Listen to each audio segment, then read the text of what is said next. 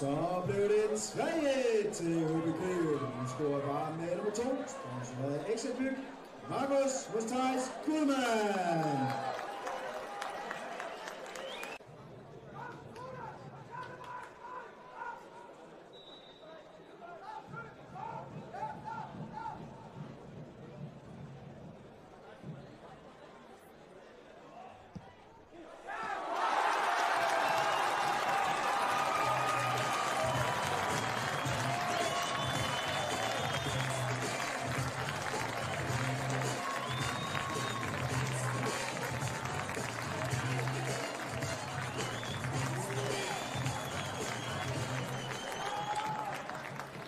Og så blev det 4-1 til HBK. Nu scorer bare med nummer 2. Sponsoreret af Excelbyg. Markus Thijs Gudman.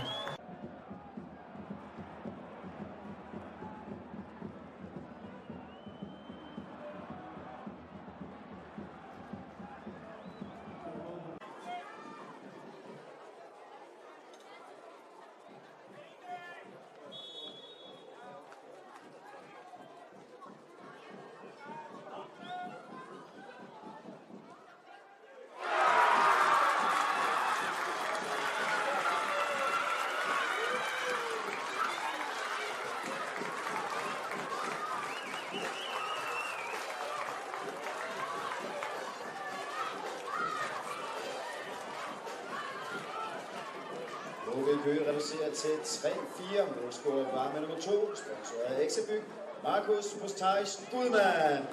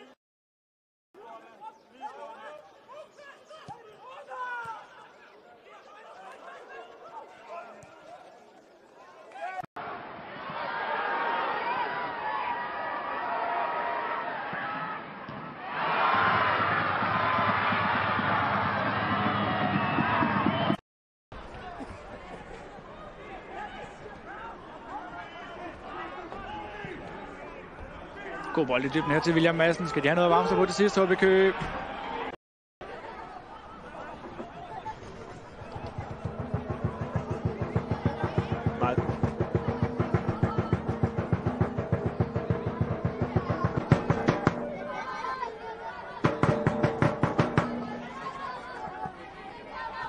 Godt løb i dybden af Djibril Adedeci. Er nogen, der render rundt og trækker så lidt med skade måske. Er det Adedeci, der kommer helt fri, og så...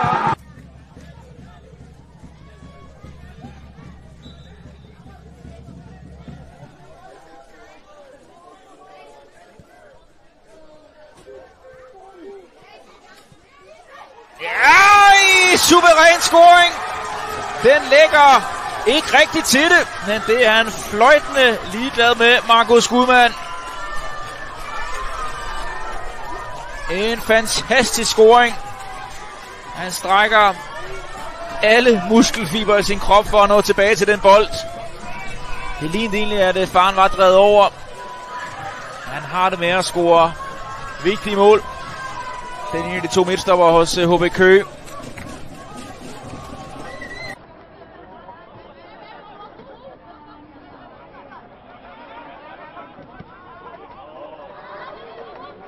Dygtig bold i toppen. Kasper Jørgensen, der chipper den. Nu kender du. De råber ned til dommeren. Kommenterer på hans ageren dernede, men jeg tror altså ikke, han forstår så meget, hvad de siger, for han er altså fra Finland. I krabberne på Sebastian John. Det er så en fremragende aflægning ned til Adedeji, som er isoleret i en situation.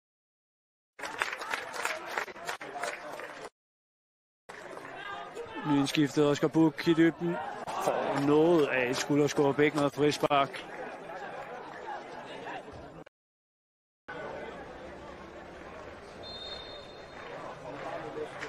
Gudmand.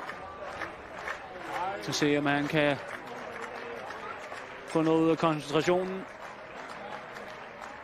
Godt til kuglen. Det glemmer sparket, og nu vimmer en kasse!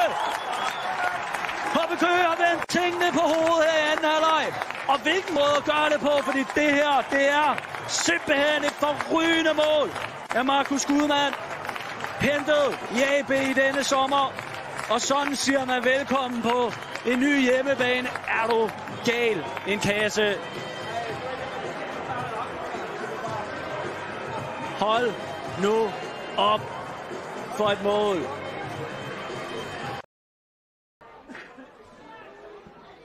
Pierre Larsen ligger en godt af. Glimrende. HB Køge takter. Skud blokeres.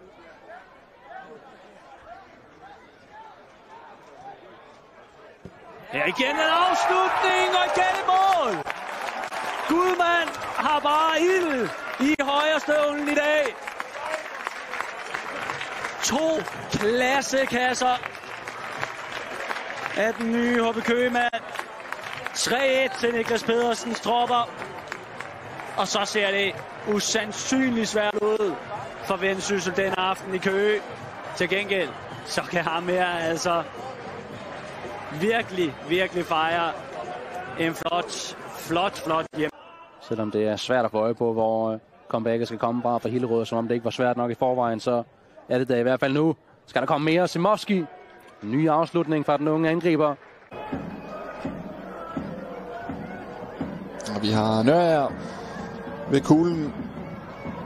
Og det er vel også Markus Gudmand, som tidligere har scoret direkte på frispark. Jeg er spændt på at se, hvem der tager den her. Det er Gudmand! Der scorer Markus Gudmand! Passerer Lukas Jonsson og scorer sit 8. sæsonmål. Den tidligere Esbjerg-spiller, ja, han jubler altså for fuld skrue her. Der er ikke noget med et kærligt sind eller noget til Esbjerg overhovedet. 1-1, og den gør ondt på Esbjerg-spillerne. Direkte frisparksmål her, Markus Gudmand. Det er langt udefra.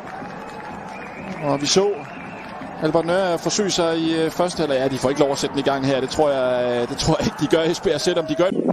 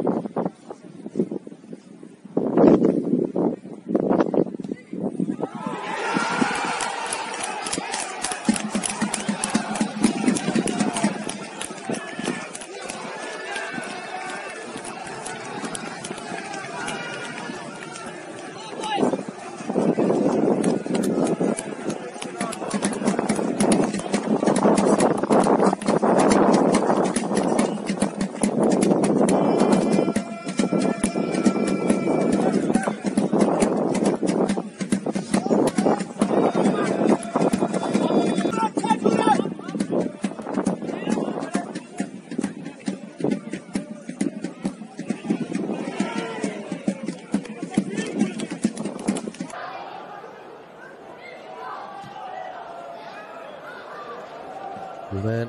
Indlæg til Holden, og det er en kæmpe chance til Emil Holden. Fuldstændig umiddelbart. Der ikke kan holde bolden i spil. Mads Larsen får bolden med sig. Han har Butiki med inden foran. Det har man sigter efter. Den får lov til at trille hele vejen. Niklas Strunk over det bagerste. Kan lægge bolden til rette her. En afslutning. Og så står der 1-0 til Esbjerg. Markus Gudmand scorer sit første sæsonmål på nærmest en af hans allerførste berøringer i opgøret.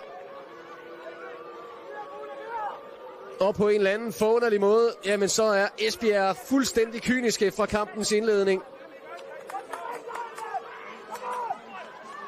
Det er første gang, han overhovedet får spilletid i nedrykningsspillet for Esbjerg i denne her sæson. Og så scorer han simpelthen Markus Gudmand.